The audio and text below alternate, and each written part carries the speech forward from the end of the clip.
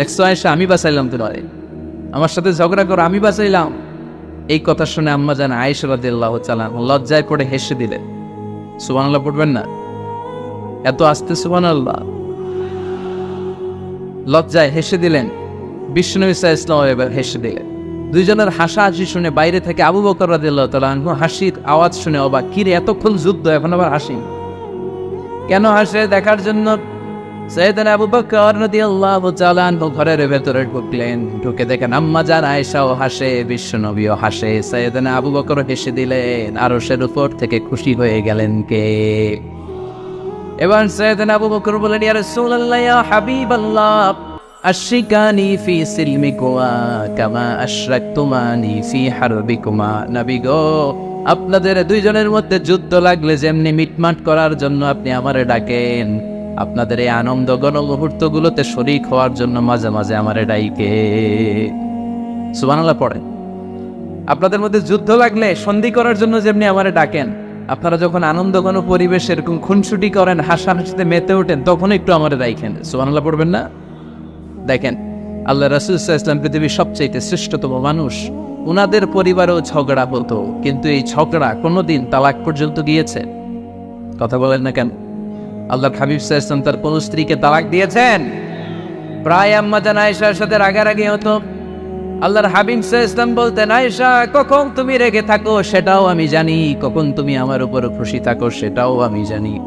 ইয়া আয়েশা, ইন্নী লা আ'লামু ইযা কুনতি আন্নী রাদিয়া ওয়া ইযা কুনতি আলাইয়া গাদবা। আয়েশা, কখন রেগে থাকো তাও বুঝি, কখন খুশি থাকো তাও বুঝি। আম্মা জান আয়েশা বললেন, ইয়া রাসূলুল্লাহ, কেমনে বোঝেন? বিশ্বনবী বললেন, তোমার দোয়ার বাক্যগুলো শোনো বুঝি। যখন তুমি আমার উপর খুশি থাকো তখন দোয়ার সময় তুমি এভাবে বলো, ওয়া রব্বি মুহাম্মদ, ও মুহাম্মাদের রব, আপনি আমাদের সব গুনাহ মাফ করে দেন। আর যখন তুমি আমার উপর রেগে থাকো তখন তুমি মুনাজাতের সময় বলো, ওয়া রব্বি ইব্রাহিম, ইব্রাহিমের রব, আপনি আমাদেরকে ক্ষমা করে দেন।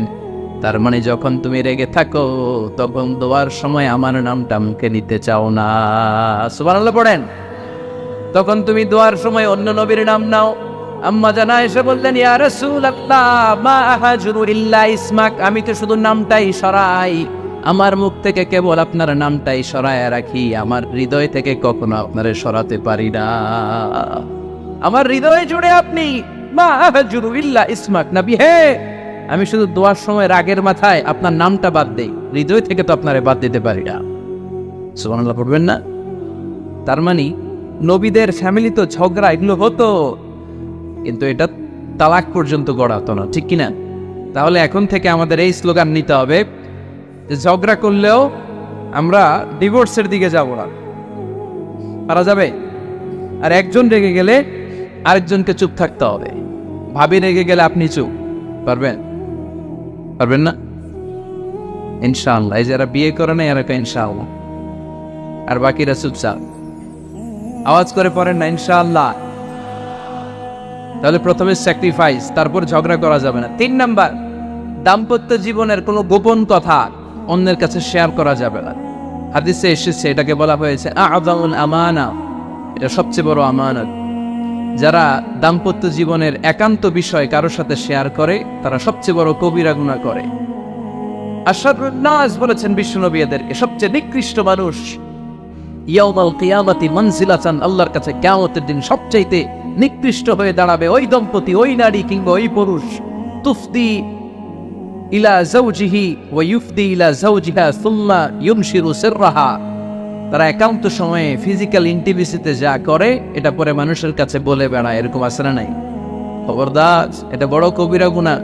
অনেক বোনরা একসাথে হলে দাম্পত্য জীবনের বিভিন্ন গোপন বিষয় নিয়ে কথা বলে, আছে না নাই? অনেক পুরুষরা একে অপরের সাথে, বন্ধুদের সাথে বিভিন্ন বিষয় নিয়ে শেয়ার করে, এটা এমন ওইটা এমন, এগুলো বলা যাবে? আসিবাউ হারাম। দাম্পত্য জীবনের সব বিষয়, স্বামীর সব বিষয় স্ত্রীর কাছে আমানত, স্ত্রীর সব বিষয় স্বামীর কাছে আমানত রেখেছে কে? দাম্পত্য জীবনের এই প্রাইভেট লাইফের কোনো কিছু কিয়ামত পর্যন্ত অন্যের কাছে প্রকাশ করাকে হারাম ঘোষণা করে দিয়েছে কে? এজন্য খবরদার আমার বোনেরা, একসাথে মহিলারা বলে পেটের কথা পিঠের কথা সব বের করে দেয়, আছে না নাই? কিছু থাকে না, সব বের হয়ে যায়। খবরদার, সব বললেও দাম্পত্য জীবনের কোনো কথা শেয়ার করা যাবে?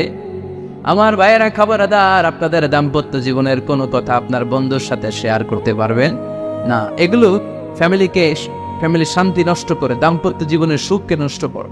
তাহলে 3 নাম্বার, প্রাইভেসি বজায় রাখবেন, এটা দুজনেরই দায়িত্ব। 4 নাম্বার, অহেতুক সন্দেহ পরিহার করুন। অনেক স্ত্রী আছে হাজবেন্ডের খালি সন্দেহ, ওদিকে তাকাই লাগেন, ওই মেয়ে